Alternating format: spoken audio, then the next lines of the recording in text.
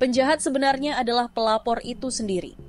Kasus hukum yang mengguncang dunia hiburan dan industri kecantikan Indonesia kini melibatkan dua nama besar, Nikita Mirzani dan Reza Gladys.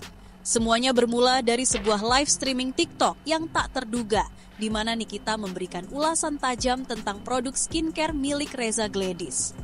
Ulasan tersebut memantik badai besar, bukan hanya sekedar opini pribadi, melainkan sebuah kontroversi yang memicu perseteruan sengit antara mereka.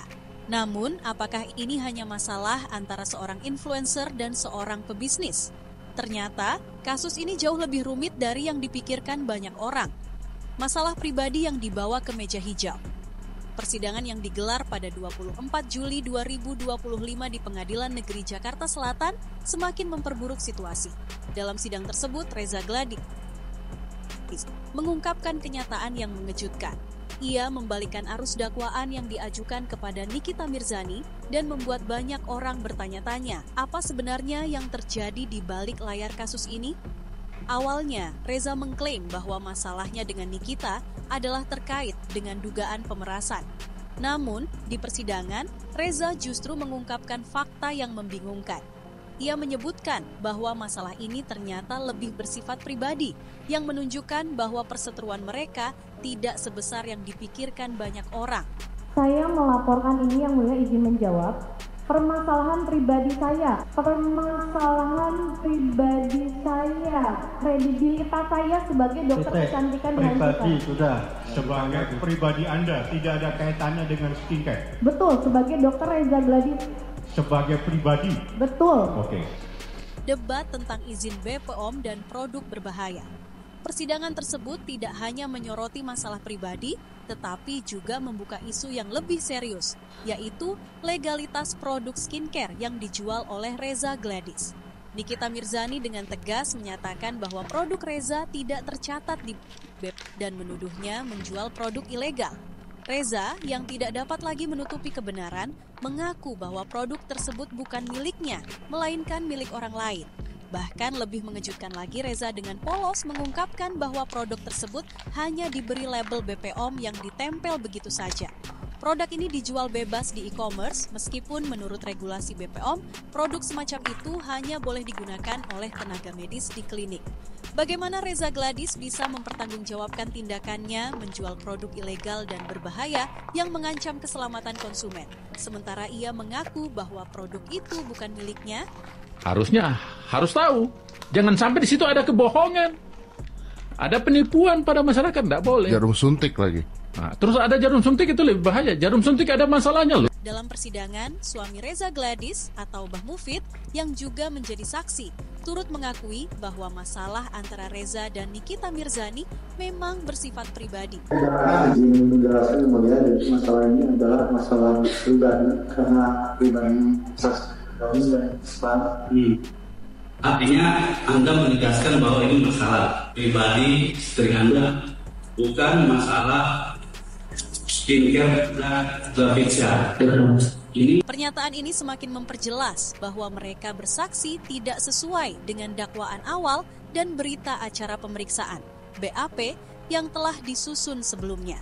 Hal ini semakin menunjukkan ketidakkonsistenan dalam penyampaian kesaksian yang seharusnya didasari oleh fakta yang jelas dan kuat.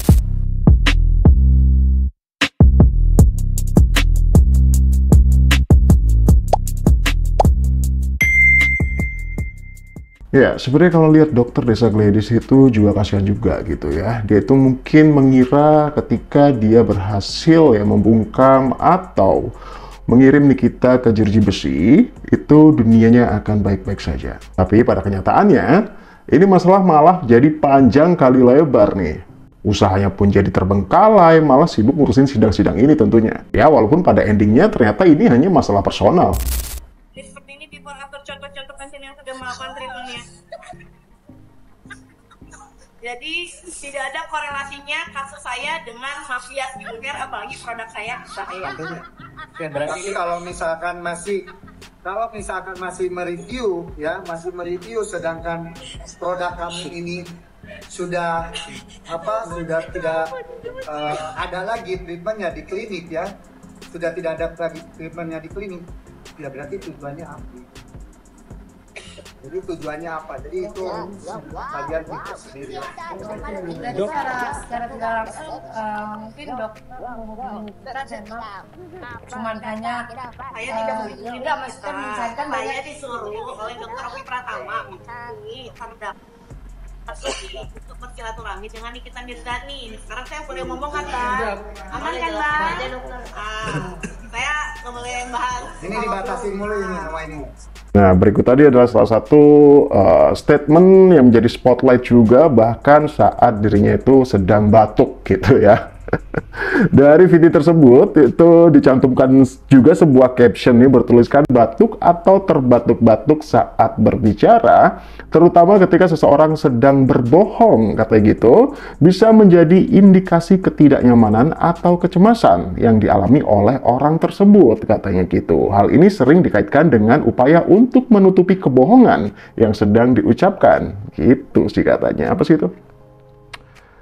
Baik secara sadar maupun tidak, katanya gitu ya. Ya, memang sampai seperti itu ya gitu. Kalau memang dari awalnya itu berbenah gitu ya, kalau memang dari awal itu ada suatu kesalahan atau memang produknya itu mungkin diduga mengandung bahan-bahan apa kek, apapun itu tuduhannya selama ini, ya udah memperbaikinya.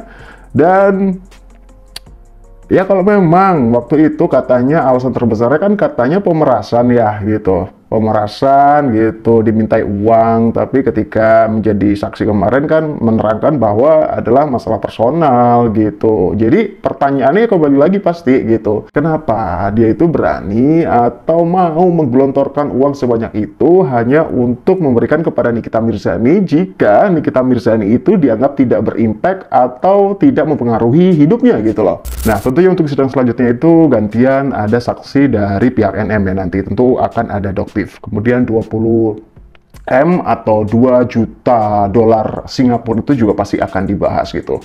Yang pada kenyataannya sebenarnya apa sih hubungannya 2M atau antara Doktiv gitu ya dengan Nikita Mirzani gitu kira-kira. Kenapa kalau 20M itu yang minta gitu misalkan Doktiv, kenapa itu dibahas pada waktu kesaksian yang terdakwanya Nikita Mirzani? Itu pun DRG itu mengaku bahwa dialah yang dimintai. Yang pada kenyataannya dari rekaman yang mungkin waktu itu sempat tersebar juga yang bertemu langsung itu adalah suami dari DRG. Jadi kalau misal kayak gitu ada 2 perkara dalam waktu yang berbeda kemudian dijadikan satu dakwaan untuk terdakwa sendiri yaitu Nikita Mirzani. Jadi kan nggak nyambung ya.